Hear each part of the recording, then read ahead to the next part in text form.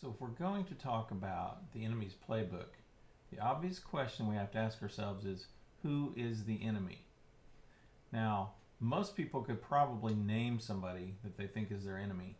And although that may be true in physical sense, we as Christians, as Christ followers, we have a certain enemy. One particular enemy, if you're at all familiar with the Bible, you can probably name who that is. So, who do you think that is? Probably most of you are going to say the devil. Some of you may say Satan. Some may say Lucifer. He goes by a lot of different names. But in the end, that's probably who you're going to say. But I want to throw something to you. It might be a little bit of a curveball here. But first, before I do, let me just read 2 Corinthians 2:11. Lest Satan should take advantage of us, for we are not ignorant of his devices. Now, having read that verse, sounds like, well, just found the answer to your question, right? Who's your enemy? Your enemy is Satan. But let me go a little bit further. 1 Peter 5:8 says, be sober, be vigilant, because your adversary, the devil, walks about like a roaring lion, seeking whom he may devour. Okay, so I guess now we're going to say the devil, Satan, same person, same entity, if you will.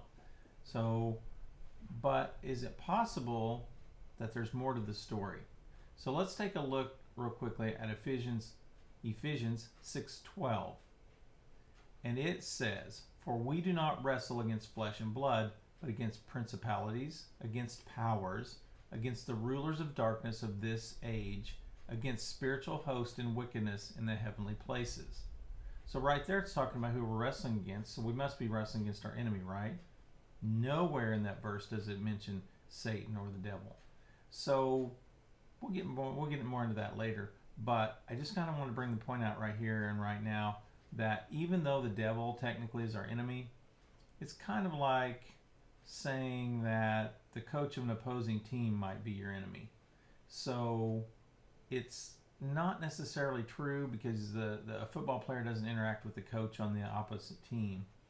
But at the same time, he's affected by what decisions are made by the coach and what the coach has for the plays for the game against them. So it just turns out that there's a little more to it. There's a few more layers to it. Then it's not just quite as simple as, okay, well, my enemy is the devil or my enemy is Satan. Because if we want to get right down to it, Satan is in charge of all things evil. He's in charge of all evil beings. He took with him about a third of the angels when he was kicked out of heaven, and they all followed him. So therefore, there are thousands upon thousands. We don't know the number. It could be hundreds of thousands, millions. We have no idea how many angels, holy angels, are in heaven, and we don't know how many angels followed him into the realm of darkness. So therefore, we want to keep in mind, this is kind of what we're going to focus on, is that it's these powers, principalities, these things that are below Satan, part of his army, part of his political machine, whatever you want to call it. These are some of the ones that we want to talk more about.